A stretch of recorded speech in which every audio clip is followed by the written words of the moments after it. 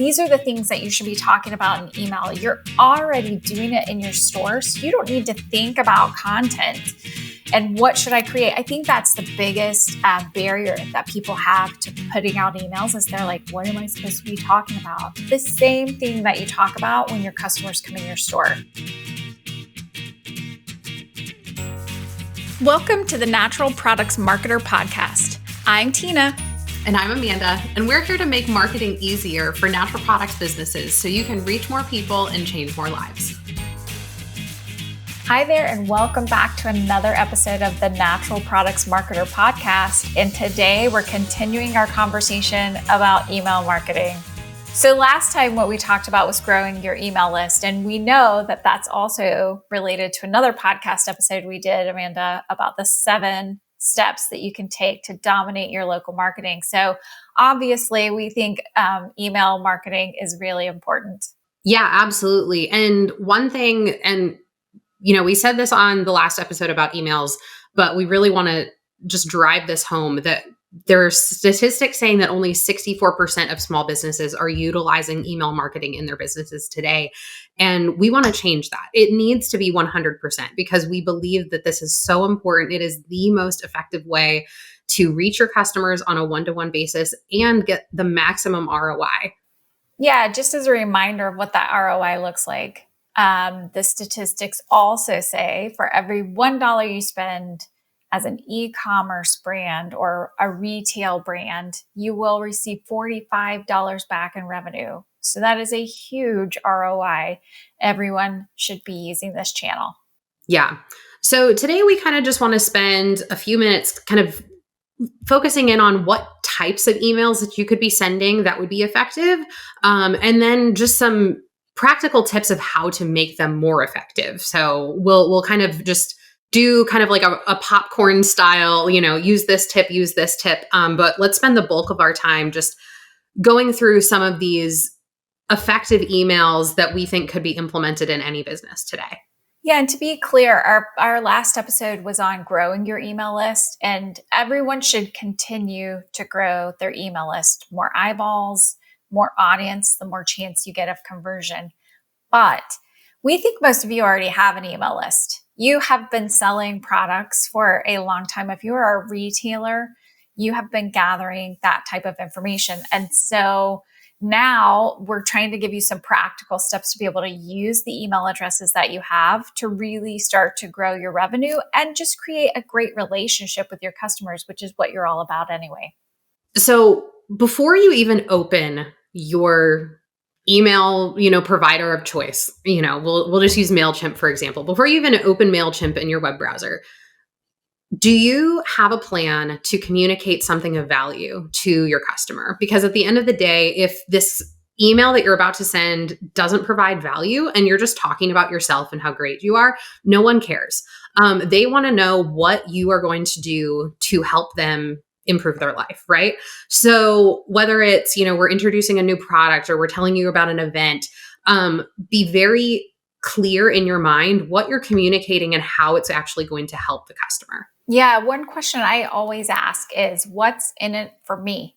I put myself in the seat of the customer and I say, what is in it for me? So you were talking about, hey, you don't just want to be talking about yourself. You want to have what's in it for the customer. And there are ways to tell your story about you and how great you are that frame it up in what's in it for the customer. Because sometimes when you're talking about, hey, we just won this award, why is that important for the customer? Or, hey, we have these credentials. Why is that important for the customer? And sometimes it's like, we went after this award or we went after this education so that we could bring you or do the work for you or do the research for you so that you don't have to. So framing up the thing about you in a way that's valuable for the customer, asking that one simple question, what's in it for me? And putting yourself in the shoes of the customer every time you write an email, that makes your emails way more effective. Yeah, absolutely. I love that. And I think it applies to every single type of email, right, Tina? So you could send out an email just with a list of events upcoming. But even if you just take a few minutes to write a short summary of why this, speaker that's coming in from out of town is just like the bee's knees on, omega-3 education. And, she's the best in the business, be able to hype up like, we really care about you. And this is one of the most essential nutrients that you can take. And so we are doing our best to bring you the best. And so you can toot your own horn in a very subtle way. But also that, gets the customer excited to be like, oh, wow, like they're legit. Like they really care to go out of their way to bring in these people. Yeah, absolutely. And one thing about events, especially if you're bringing in a special speaker, this is an amazing time to offer your customer the chance for face-to-face time that they wouldn't get without you. So normally they would pay to see a practitioner like this, and they're getting that face-to-face time with you for free. And number two, they can ask any question they want. So this is the moment that they have to come in and get their specific questions answered that might not be in materials on the internet. They might not be able to find a YouTube around it. They have a very special use case, whether it has something to do with their family member, their own health. They can bring that to the specific expert and ask all the questions they want. So those are huge things for people when it comes to events, especially when it has special expert speakers. Yeah. And definitely play to your strengths. I think there's every natural products business should kind of have their things that kind of define them, whether it's, education, or, you have the best prices in town, or, you have all of these extra modalities that you offer in your business, whatever your, special sauce is, lean into that in your email marketing. So like, let's just give the example of you have a brand new product that's come in. You want to provide the opportunity to get the word out to the masses that you have this brand new product that could be revolutionary to their health. Well, whatever kind of your secret sauce is, so let's just say it's education, write up something that's going to be like pretty meaty, and explain kind of how it works. And you could, do a short little excerpt and link it to a blog that has a lot more detail. So that way you're not like maybe overwhelming people. And if they're still interested in learning more, they can read more. But do whatever it is that you do best in your emails and communicate that. That way you're being true to yourself and you're providing value in a way that just makes sense for you. Yeah. So as an example, you use the example of education, which a lot of our natural products retailers automatically are aligned with because they are doing a lot of research for people. They're in this because they have a lot of knowledge and expertise around different products. So education is key to the way that they market and interact with customers. Another thing that I do see a lot of retailers in the natural products industry aligning with is this community, this sense of community. So if you're thinking about if it's an expert, if it's an event at the store, you can talk about come be with other people who have the same issue, or come be with other people who think like you do. There are ways to continue to align with your culture and the way that people experience you. You can align with that online in your email marketing. So Amanda was giving the example of education. I'm giving an example of community. You might be something totally different, but what we're saying is in your email communications, align with that so that you show up online the same way that you do in the store. Yeah, absolutely. Another thing that you could do that would be a very successful email campaign would just be to communicate any special offers that you might have. It doesn't have to be anything, crazy. But there are some businesses that we know and are, work with that really drive in the sales. And they send out sales emails fairly regularly. And there's a stat that we found that says that 50% of people buy from marketing emails at least once per month. So if you show up in a way that, gives people the opportunity to make a purchase online, or, drive them into the store if you don't offer e-commerce, people are willing to make purchases online via email on a very regular basis. Yeah. And I think too, Amanda, this is something that's naturally happening in the store. You're always having some kind of deal, a special, or you're promoting a specific new product or product line. So naturally, when people come in, you've done things to set the store up that way or to remind people while they're in there, hey, did you know we have this deal? Did you see that we have this new product? So it seems exactly the same. Like you should follow the same pattern of the things that you do in the store in your email. And that should be the same thing. So when you've got a new product, that's what you're talking about. When you've got an offer to have a discount or buy two, get one free, or, buy a bigger item and you get the same as the smaller item, it's the same price, sorry, as a smaller item. These are the things that you should be talking about in email. You're already doing it in your store, so you don't need to think about content and what should I create. I think that's the biggest barrier that people have to putting out emails is they're like, what am I supposed to be talking about? The same thing that you talk about when your customers come in your store. It should be a natural iteration of everything that's happening in your store is also happening in that email. And these two things should come together and run in parallel. It'll be that same experience. You don't have to think too hard about it. Yeah, I love that. And I think it just puts this whole concept of marketing in general in perspective of you want it to match your in-store experience anyway. So like, why do we fret so much about what to say? It's like you're already saying it. Like, heck, just record what you're saying. Yes. Work the sales floor for a couple hours, record what you're saying, and then it's like, I just got marketing material for a month. 100%. The same thing happens with questions. So customers are coming in and they're automatically asking you questions. So here's a great example. I was talking to a retailer the other day and they were like, my customers are coming in with these TikTok videos. And sometimes I'm like, oh, that's really good information. And I point them to the right product. But sometimes I'm thinking, this is really bad information. So both of those are great for content. You can put those on your website, but also it's great for email marketing where you can tell a story. Hey, a customer brought me this TikTok video the other day. You can link to it and then tell what you think about it. I think it's great. And we have this product that is right in line with what this TikToker is saying, or this is where they might have gone a little bit wrong in this TikTok. So here's what I would advise and give that. So again, what we're talking about is not working extra. It's working the same and putting it in a different format. And we're trying to make this super easy because it's such an effective way of doing business. And at the same time, the most effective way for you to do this and to add value is to do things that you're already naturally doing. Yeah. And, we talk about testimonials all the time and how important they are to improving your presence online.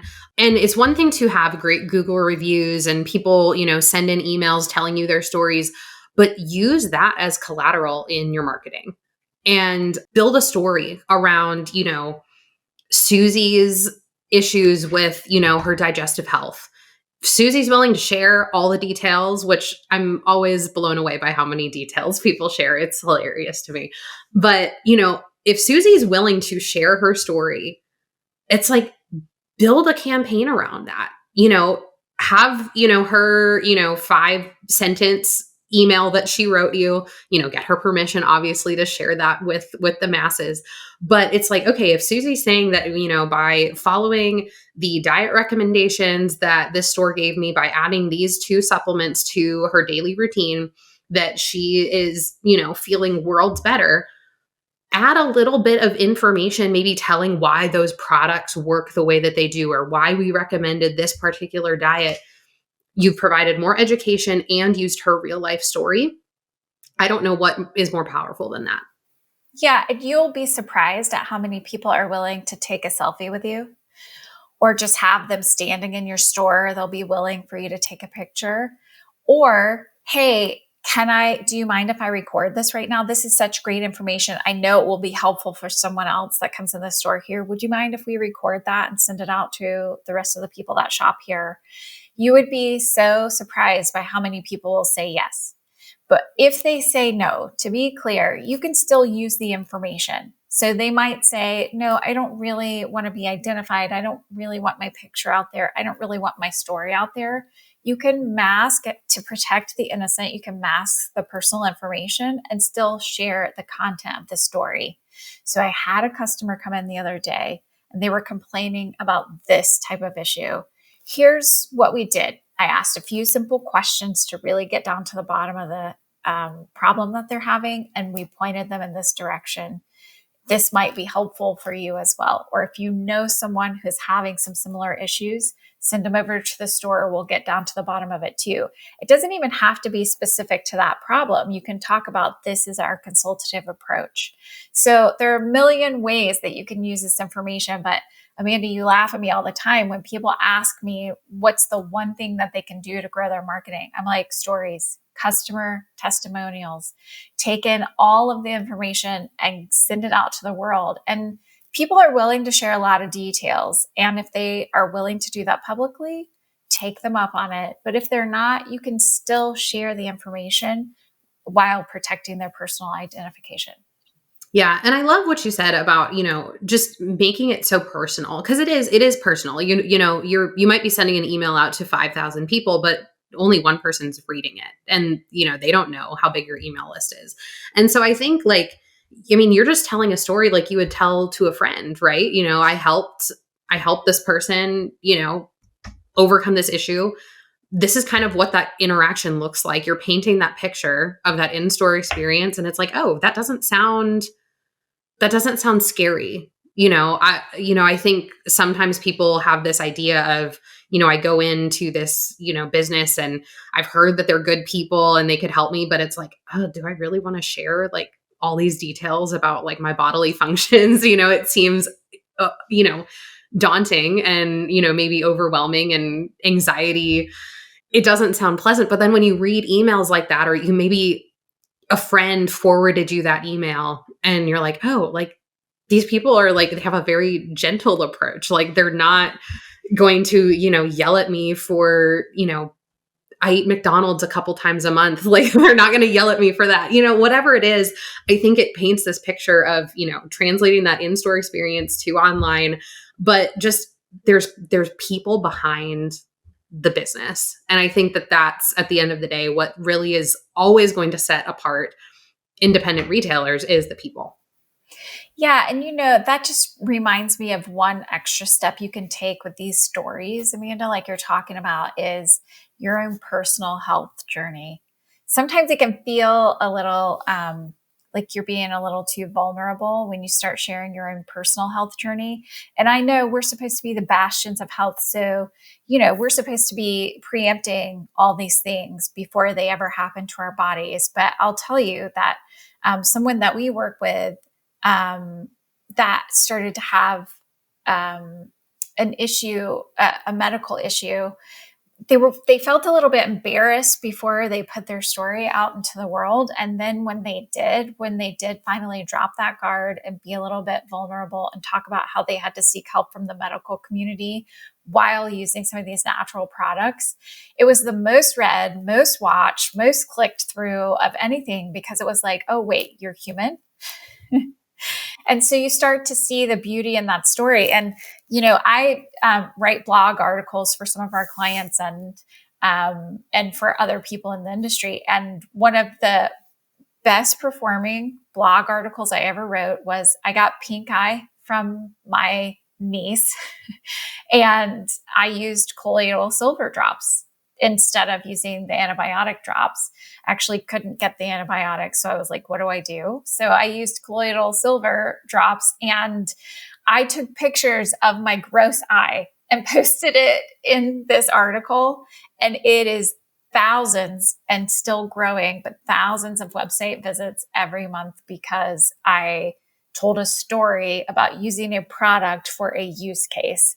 So those three things made that article a little bit magic. And you can do that too. So we're outranking Dr. X and other people that really get a lot of clicks and have a lot of traffic already. We're outranking them on this one topic because it was a story, it was a use case, and it was vulnerable. And there are pictures. So people are If you willing want to to see click through. Tina's pink eye. Yeah. Just type in colloidal silver for pink eye. But seriously, like getting a little bit vulnerable about your own personal health journey, or even these specific use cases, like you've started to experience something, this helped you, here's what the outcome is. It's not medical advice, it's an experience, and it's a great way to bring people into your story. And you have it. Everyone has health things that come up for them, and so you have that content, so use it. I bet you're telling the story in your store, so why not use it on your website or in your email campaigns? Yeah. So I think we've covered a lot of the meat of what they can talk about in these emails and be super impactful with these. But let's dive a little bit deeper into just some practical tips that can make these emails more effective, improve your open rate, engagement rate, click through rate, things of that nature. So I want to be clear, Amanda, before we get started with that, like, you don't have to put out that much content. All of the statistics are saying hearing from brands more than 2 to 4 times a month, it causes some fatigue. So really what we're talking about in a 90-day period, what is that, 12? You need Yeah. 12 emails. And what we've already talked about, we've given you ideas for promos, store your own personal story, customer stories, offers, and events. That's 5 things already. Repeat that 2 to 3 times, and you've got your content available. So it's much easier than you think, is what I'm trying to say. And if you want those to be more effective, now Amanda's going to walk us through ways to help make that happen. I think we've said it again. You have the content. Just get out of your head and stop making it so hard. 100%. All right. So the first thing that I want to touch on is segments. And we talked about this in our previous episode. We touched on it about creating these niche audiences within your email list.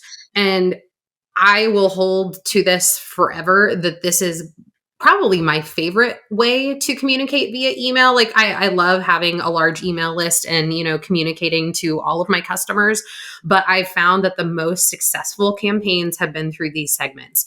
Tina, what was that stat that you were sharing with me earlier today about the success of segmentation? Yeah, MailChimp always has these, hey, here's how you can make your email campaign better. And by the way, we are not sponsored by MailChimp unless they want to sponsor us. Reach out to us, MailChimp, if you'd like.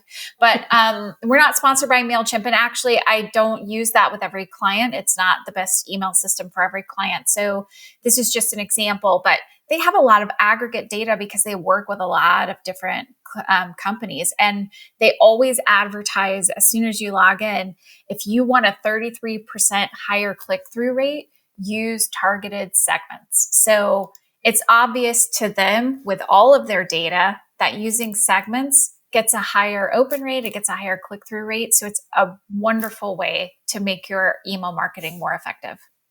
Yeah. So with that in mind, I think, there's multiple ways that you can build these segments within your email list. It can be through a digital download. We talked about that last time. It could be through looking at your point of sales data and, who's opted in for marketing, who's purchased skincare in the last, 90 days. Okay, well, I can build a segment based off of this. We had an event on, prenatal health. And we did an event with that. Okay, here's an event. Here's all the people that registered for that event. We're adding to that list. You could have countless segments. And I think the beauty of that is whatever you're most passionate about in that time, or whatever's timely. If there's, a TikTok that's trending on, blood sugar, it's like, yeah, maybe that is something that you should probably blast out to the masses. But it's like, if it's something for like prenatal vitamins, that's such a niche market that only impacts, women in a certain part of their life. And then you really probably don't care beyond that, unless you just really, really want to stay in the know about these things. So I think it's one of those really cool tools that you can use to reach an audience where it's kind of a white hot lead of, hey, we got in this brand new prenatal multivitamin. It's the best on the market. Okay, I have a list of all these, young moms. Maybe they're, planning on expanding their family in the next couple years. Send it to them.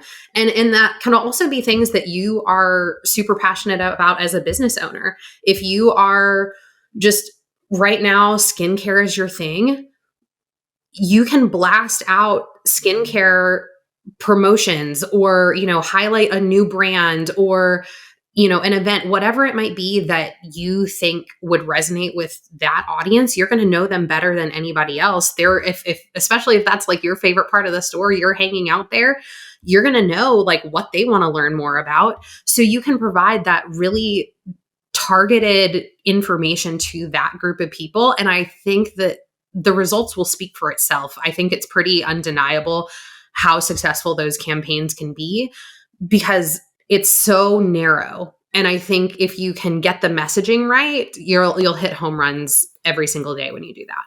Yeah. And again, we're talking about segments too of things like, hey, I want to know when you've got a new product.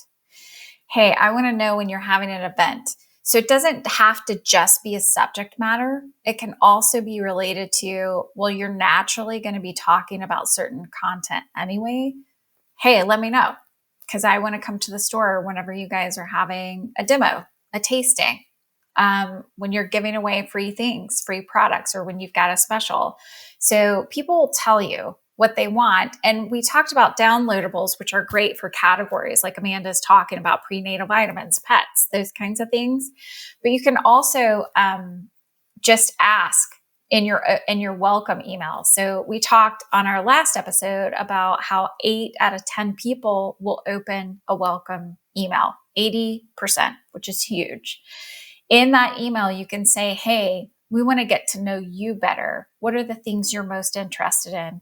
Land them on a landing page where they can just check mark those little click boxes. And then you'll have automatic segments that you can start talking to about very specific product categories. It makes email even more personal, I think, when you use these segments, because it's like, well, this is what I signed up for. Like I told them that I want to do this and wow, they're delivering. And so I think it then just shows like a level of intentionality with the business and making it feel like you're the only customer, like you're getting that exactly what you signed up for. And I think that will speak a lot to you as a business when you do that. Well, and also we're talking about, you only need to email people 2 to 4 times a month before they start unsubscribing because they're getting too much information from you. And one thing that we found is if you want to do more than that many times a month, some people do. So some people that are listening to this right now are thinking, oh God, Tina, please do not tell me to email people more than once a week. But some people are ready. They've got someone on their email team and they're ready to just send out all of these emails all the time. And what we would advise is once a week seems perfectly normal for most people. If you want to do more than once a week, it really should be to these segmented audiences. So if it's someone who's interested in events and you want to announce an event, okay, that's okay to send more than once a week because they've said this is a preference of mine. So it's more personal, like Amanda's talking about. Subject matter too. So like prenatal vitamins, pets, those kinds of things.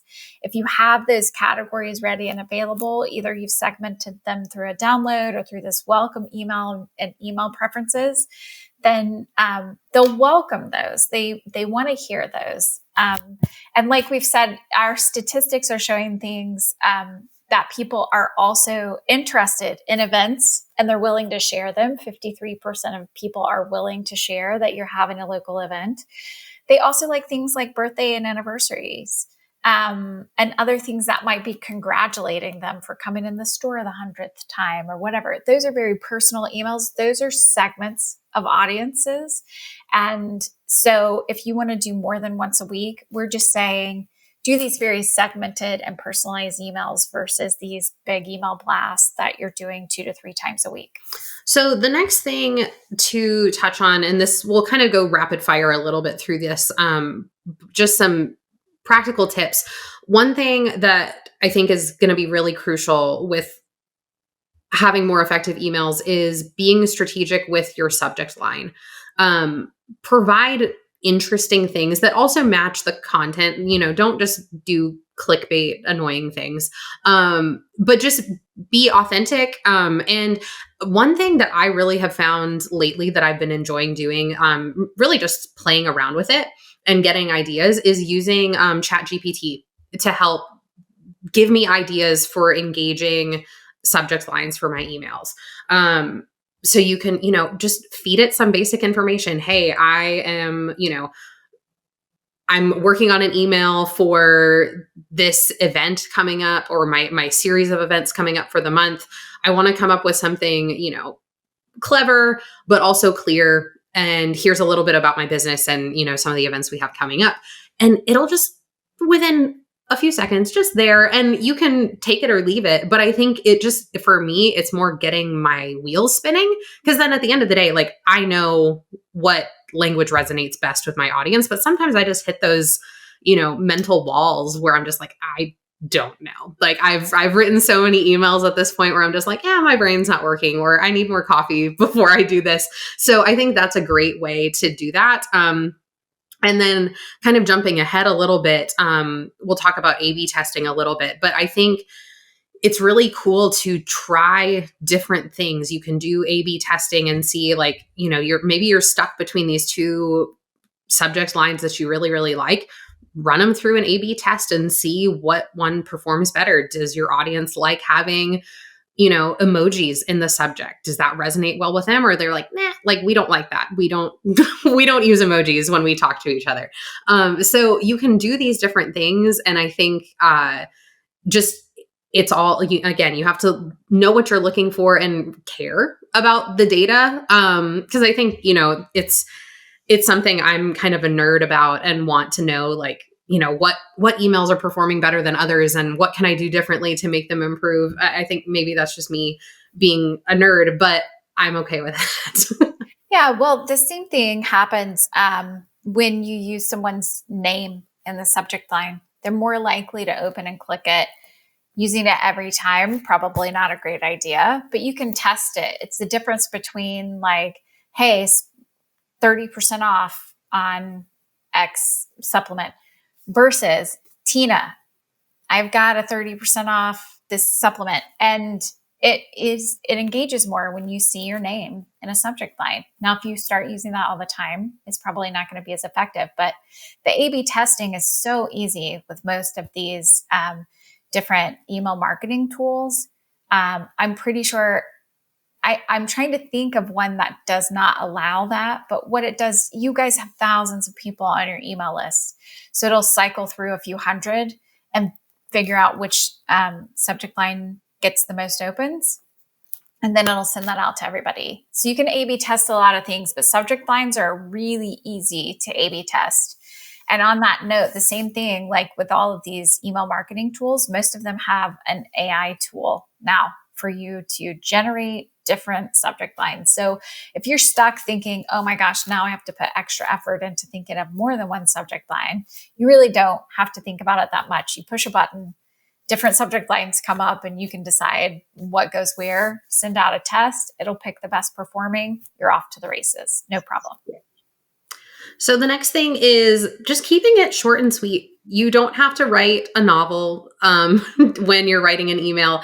And I think it's just really important to kind of choose your language carefully in a way that speaks to their needs and wants. And we already talked about, providing that value, but they're not going to their email to, like, spend a lot of time reading. It's more, skimming what's most important to me. They might be willing to spend a little bit more time on certain emails than others, but the average customer is spending 9 seconds reading an email. So, but what's the caveat to that stat, Tina? Yeah. So my rule here is if it's a story, it's going to engage from beginning to end. Feel free to be as long as you'd like. What I will say is that emails are similar to blog posts in that people scan them first to see if it has content that they want to read. So using headlines in between paragraphs is very helpful. And then when they're reading them, the most compelling text in an email format, I'm not asking you to write a novel this way. The grammar police are out to get me whenever I do this, but you want short paragraphs, 2 to 3 sentences each. You want short sentences. So that means fragments are okay. You can start a sentence with and. There are rules that we break all the time in emails and blogs because it makes it more readable for the average user. Now, look, if you're a technical science company and you're speaking to scientists, then yes, do your long-winded version of things with very complicated language. But for the average retailer and even the average, and we're a more sciencey community, by the way, the natural products industry, but even the retailers reading manufacturers' emails, it's best if the sentences are short, they're understandable, paragraphs are short, you have scannable headlines, and if you want someone to click, make it obvious with a button that has a high contrast background. So all of these things make it easier for people to scan the 9 seconds and figure out if they want to read it. And then again, if it's a story that's compelling enough for someone to read from beginning to end, be as long-winded as you like. Use pictures. They're always helpful in there, but you want it to be scannable for people so that they will continue to engage with the content. Yeah. And I'm glad you brought up the being okay with breaking, all the grammar rule, or I mean, some of the grammar rules, still, spell check and all of that. But one thing that I love about, whenever Tina sends me an email, I'm always excited to read it because she speaks my language. And what I love about what Tina has done, and there's other people that do this really well too, is she knows who her audience is. And she speaks a language that they can share. So I remember you put out this survey to a lot of your top clients of what TV shows do you like. And I remember seeing that. I was like, oh, okay. I see where you're going with this. I like it. I'm curious to see how this is going to get implemented. But I was like, okay, The Office and Parks and Rec are my 2 favorite shows. Well, within a month or whatever, I get an email and it has Leslie Knope quotes and just different memes and all of this stuff. And I'm like, this is amazing. Like, it's like I'm talking to my friend and we're sharing all of our favorite quotes, but she's, incorporating them into pain points that I'm feeling as a marketer. And it was brilliant. And I was like, man, like, I can't wait to see what she does next. And so I think that that's something, whether it's for your segments, where you find out like, hey, these are my office lovers and I can do fun things like that with them. Or maybe it's your whole audience. I don't know. It depends on what your audience looks like, but knowing your audience, speaking their language, whatever they find funny, to keep things lighthearted. Because I think that's the funny thing too. Like, we're talking about health a lot. It's funny sometimes, like what our bodies do. And it's like, we can laugh about that.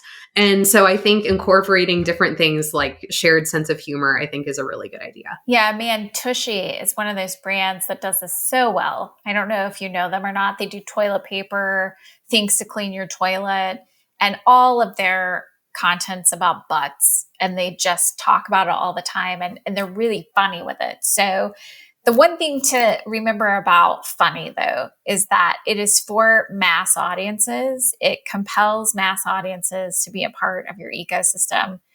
It's not for luxury brands. So if you are a luxury brand, I would steer away from funny more often than not. I'm sure there are exceptions, but typically, some of those more elegant, elevated brands, humor's not your thing. But to Amanda's point, what you do, and you guys can easily implement this too, and this is part of content as well, you can send out a survey. That's an easy piece of content that you can do to engage your email list. And that survey can be about something that has nothing to do with natural products. Like, hey, what's your favorite TV show? I think the way I referenced that in my initial email was, if you could only watch one show for the rest of your life, what would it be? And what's the follow-up? And I had a lot of Office and Parks and Rec fans. So that made it super simple for me to be like, oh, these people are my people. They understand my sense of humor. I think you'll find the same things in your retail stores if you start asking silly questions like that, especially on social media, because those are super engaging. But you can send that out as an email as well. And people are so much more willing to answer that kind of question than they are anything about their health.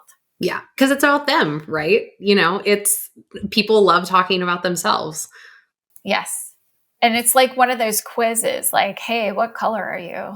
Yeah. What Disney princess are you? Right. Anything like that, it's very entertaining for people and they're willing to give you information for it. Yeah. It kind of takeaways, choose your moments of humor wisely, depending on what type of brand you are. But, I think at the end of the day, the point is it goes back to understanding the language that your audience speaks. And whether it's your whole, how you communicate to your mass audience or how you communicate to these different segments, just understanding what's important to them and what's going to, make them resonate with you more. Yes. So the next thing is automation. And I cannot say how much I love automation. One of my favorite ways to utilize automation is with these lead generators that you should have on your website. And so anytime you get that opt-in for, your digital download or your quiz or whatever it may be, that's when you hit them with that welcome email. We've talked about that, how powerful that welcome email is. But beyond that welcome email, depending on what your lead generator was that got them into that sales funnel on your email platform, that's when you can hit them with these automated things that are triggered based off of, what did they do? When was the last time you emailed them? And you can set up these different journeys, do different testing to see what works and what doesn't. But, we talked about this last time, this idea of this magnesium quiz and what's the right magnesium for you. And you can, they download it, you send them an email. Thanks for taking the quiz. Here's your results. Next day, here's kind of the details that maybe we didn't match you with. We recommended you take this type of magnesium for your needs based off of that. But here's a deep dive into all the different types of magnesium to kind of show like we know our stuff. If your needs change and, maybe we need to address more of sleep, if that's more of an issue, now this is the best magnesium for sleep, or whatever it might be.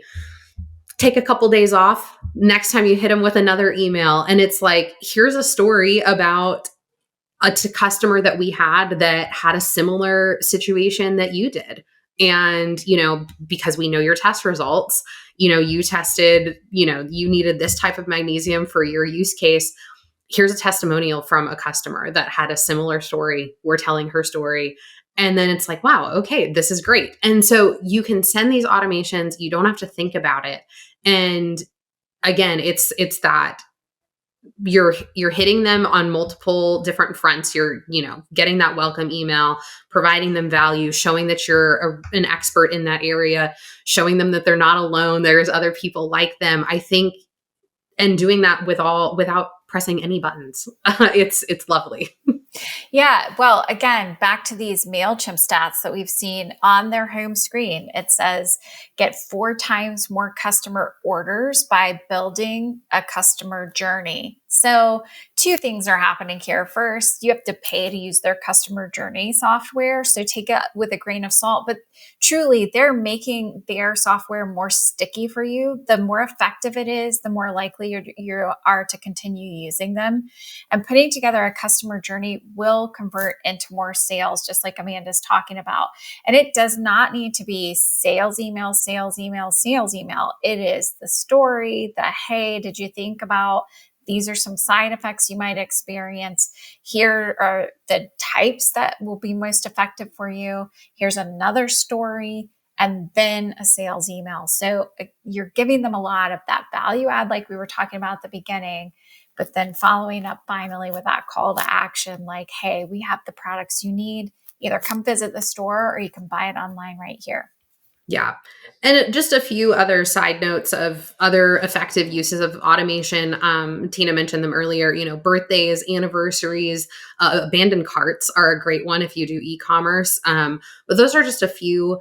And it's great to have those in place because it's just one less thing that you need to worry about sending. Not that you need to send a lot, but it's one less thing that you need to worry about. Yeah. And if I can say anything as we're closing this episode out about all the information that we've given you today, it's the same thing that I say about everything else. Do it one at a time. Rome wasn't built in a day, and you don't have to build your entire email marketing campaign in a day. Start with the 4 to 5 topics, repeating them over and over that we mentioned at the beginning of the podcast, which are related to events and promotions and offers. Do that first. Segment second. Build customer journeys third. And do that based on your highest revenue and profitability items and the things that people are most interested in so that you can get the best ROI for the amount of time and money that you're going to invest. So take it slow and build it right and do what you can do. You don't have to get overwhelmed by the amount of information that we're offering today. Take it one step at a time, and every little piece is going to contribute to more growth for you. Thanks so much for listening to the Natural Products Marketer podcast. We hope you found this episode to be super helpful. Make sure you check out the show notes for any of those valuable resources that we mentioned on today's episode. And before you go, we would love for you to give us a review, follow, like, and subscribe on Apple Podcasts, Spotify, YouTube, or wherever you're listening today. And make sure you join us for our next episode where we give you more marketing tips so that you can reach more people and change more lives.